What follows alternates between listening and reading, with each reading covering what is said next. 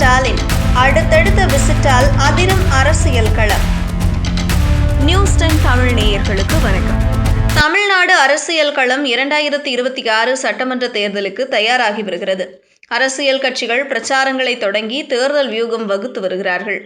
ஆட்சியை தக்க வைக்க திமுகவும் ஆட்சியை பிடிக்க அதிமுக பாஜக கூட்டணியும் மும்முரம் காட்டி வருகிறார்கள். இந்த நிலையில் பிரதமர் நரேந்திர மோடி வருகிற 19ஆம் தேதி கோவை வரவுள்ளார். அதேபோல முதலமைச்சர் மு.க.ஸ்டாலினும் நவம்பர் 26, 27 தேதிகளில் பயணம் செய்ய உள்ளார். இதனால் கோவை அரசியல் இப்போதே அனல் பறக்க தொடங்கியுள்ளது. தென்னிந்தியாவின் மான்செஸ்டர் தொழில் நகரம் என்ற பெருமையை பெற்ற கோவை அரசியல் ரீதியாகவும் பரபரப்பான பகுதிதான். அதிமுக மாதிரியான மாநில கட்சி தொடங்கி பாஜக, கம்யூனிஸ்டுகள் மாதிரியான தேசிய கட்சிகள் வரை இங்கு செல்வாக்குடன் இருக்கிறார்கள். சட்டசபை தேர்தல்களை எடுத்துக்கொண்டால் கடந்த 25 ஆண்டுகளாக அங்கு தொடர்ந்து அதிமுக தான் வெற்றி பெற்று வருகிறது.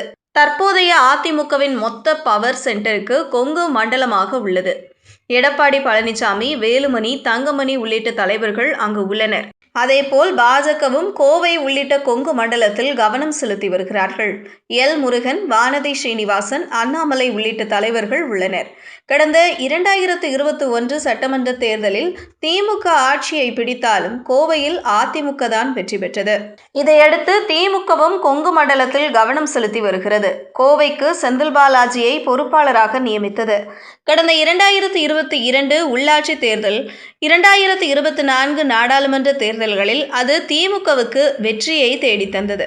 சட்டசபை தேர்தல் நெருங்கி வரும் நிலையில் அரசியல் கட்சிகள் தீவிரமாக பணியாற்றி வருகிறார்கள். இதில் கொங்கு மண்டல அரசியல் களம் பரபரக்க தொடங்கிவிட்டது. அதிமுக பொதுச் செயலாளர் எடப்பாடி பழனிசாமி கோவையில் இருந்துதான் பிரச்சாரத்தை தொடங்கினார். இந்த நிலையில் கோவை கொடிசியா மைதானத்தில் வருகிற நவம்பர் 19ஆம் தேதி நடைபெறவுள்ள தென்னிந்திய இயற்கை விவசாயிகள் கூட்டத்தில் கலந்து கொள்வதற்காக பிரதமர் நரேந்திர மோடி கோவை வரவுள்ளார். அவரின் வருகை அரசியல் ரீதியாகவும் முக்கியத்துவம் வாய்ந்ததாக கருதப்படுகிறது. கோவையின் முக்கிய புள்ளிகள் பாஜக நிர்வாகிகளை மோடி சந்தித்து பேசுவார் என்று எதிர்பார்க்கப்படுகிறது. இந்த நிலையில் மோடி வந்து சென்ற ஒரு வாரத்திலேயே முதலமைச்சர் மு.க.ஸ்டாலின் கோவை வரவுள்ளார். வருகிற நவம்பர் 26, 27 ஆகிய 2 நாட்கள் ஸ்டாலின் கோவையில் பயணம் மேற்கொள்ள உள்ளார்.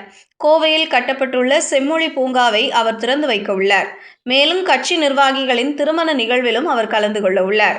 அப்போது சட்டமன்ற தேர்தல் தொடர்பாக செய்ய வேண்டிய பணிகள் தொடர்பாக அவர் திமுக நிர்வாகிகளுடன் ஆலோசனை மேற்கொள்ள திட்டமிட்டுள்ளார் என்றும் தகவல் வெளியாகியுள்ளது. இதனால் வரும் வாரங்களில் கோவை அரசியல் தலைப்புச் செய்திகளில் இடம்பெறும் அளவுக்கு பரபரப்புக்கு பஞ்சம் இருக்காது. செய்திகளை உடனுக்குடனும் துல்லியமாகவும் தெரிந்து கொள்ள நியூஸ் 10 தமிழ் சேனலை பின்தொடருங்கள்.